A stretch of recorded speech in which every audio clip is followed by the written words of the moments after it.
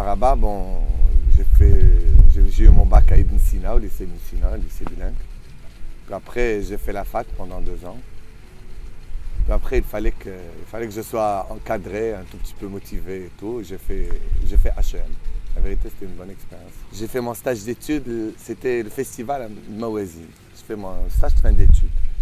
Et après, j'ai adoré. Donc, juste après la fin de l'année scolaire, il y avait le festival du film de Marrakech.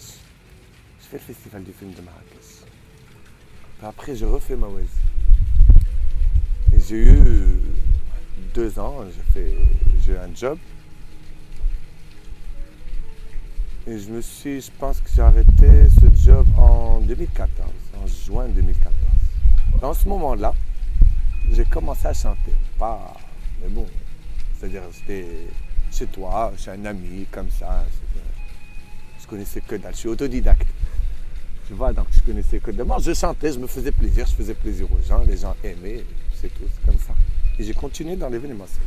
Alors le chant, je l'ai commencé C'était l'anniversaire de mes 25 ans, ils m'ont fait une soirée surprise, voilà, 25 ans, avec un Maria et tout, tatati. Oui, bon, c'était pour le fun, c'était juste mes amis et tout. Il y avait un petit orchestre et tu vois, sur le coup, bon, avant je chantais, c'est-à-dire que comme je suis un fan de Haja Halima elle chantait, moi j'étais sur la piste avec les gens, je chantais avec elle, comme tout le monde. Mais là, j'ai pris, c'est-à-dire l'initiative de chanter. Je n'ai pas chanté, je chantais, disons, une demi-heure ou un grand max à tout claquer, 2 heures.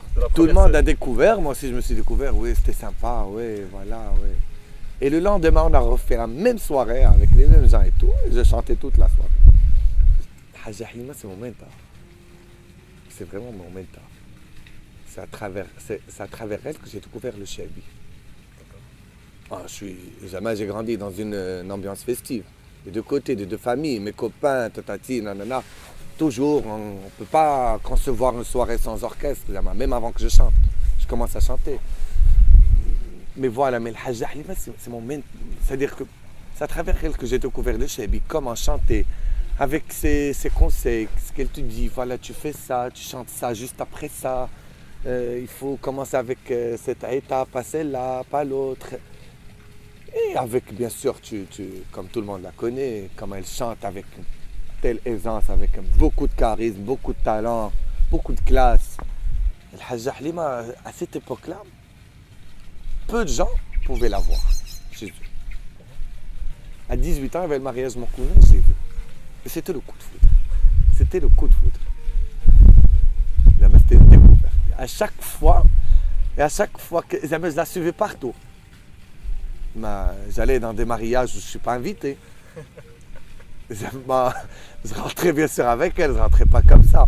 Mais bon, mais elle était fascinée. Parce que dès qu'elle commençait à chanter, elle lisait les paroles sur mes lèvres.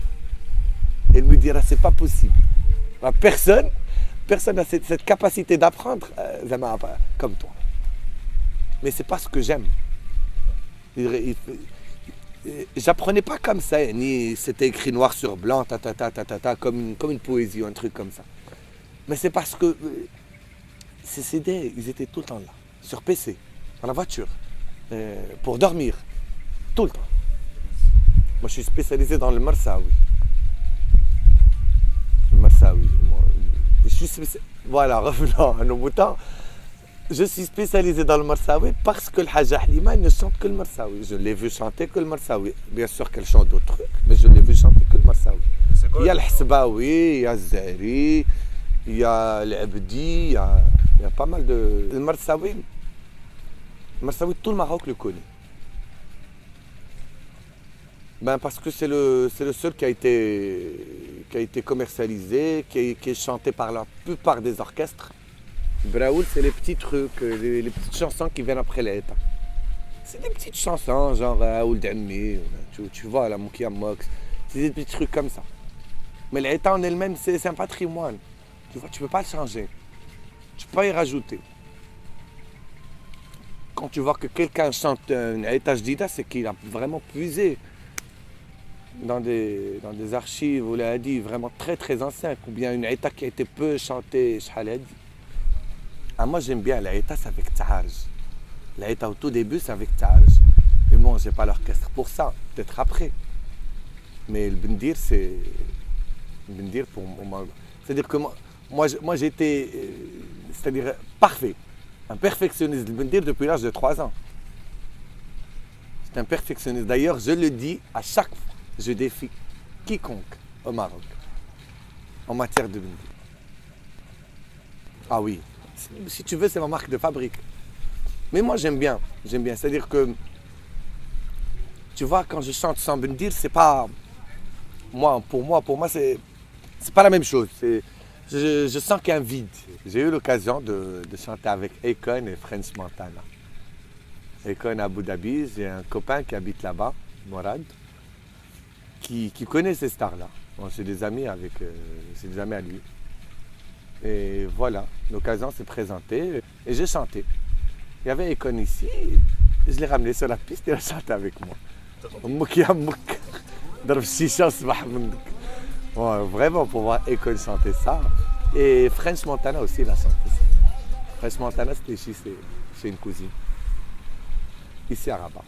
Ben, un dernier mot, j'espère que je vais continuer dans ce domaine parce que j'aime bien. Premièrement, c'est un plaisir pour moi. Et le deuxième plaisir, c'est de faire plaisir aux gens. C'est de communiquer mon plaisir. Je pense que c'est ce que les gens aiment. Et en tout cas, merci beaucoup pour cette interview. Et une bonne continuation à Rabat Tribune.